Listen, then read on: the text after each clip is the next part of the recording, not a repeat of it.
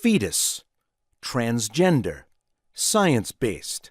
These are just 3 of the 7 words and phrases the Trump administration has reportedly banned the Centers for Disease Control and Prevention from using in any official documents for next year's budget. This according to reporting from the Washington Post.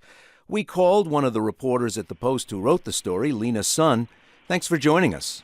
You're welcome. Now, to be clear, this isn't a blanket ban. The prohibition only refers to words used in budget documents, which any administration has discretion over. But why would the administration want to be so specific about what words to avoid in budget proposals from the CDC?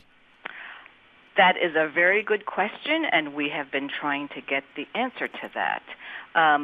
As you know, we are now in the budget process where federal agencies are drafting their narratives and sending them higher up the chain.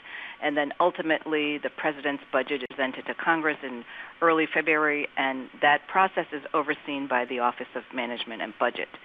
It is, and then, instructions flow down from there to the agencies. The CDC is part of HHS, and as part of the budget process, the normal budget process, these budget analysts were told last week, well, as you're drafting stuff, here are the words you should be avoiding. And the 3 words that were getting bounced back in written drafts were entitlement, diversity, and vulnerable. And then in addition, the CDC budget official told the participants there are additional words that were going to be conveyed verbally, and those were fetus, transgender, evidence-based, and science-based.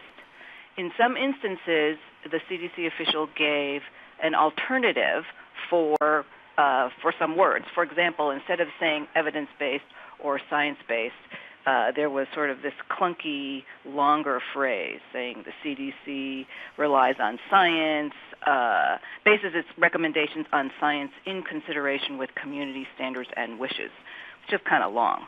In other cases, there were no replacement words that were immediately offered.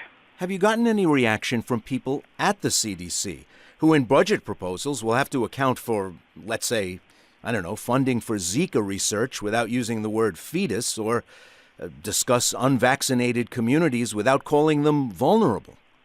No, I haven't, but the person who told me this indicated that this information was being provided to the small group of folks who draw up the budget documents. They're called budget narratives, which describe what an agency's mission is, what it does, and what its vision is for the future.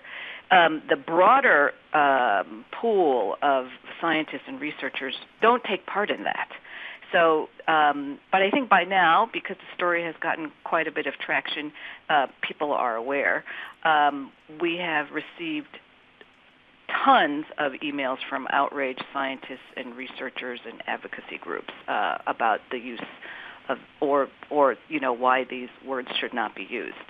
We have only a short time left. Have you been able to figure out whether in previous administrations words have been prohibited from CDC or any other budgets?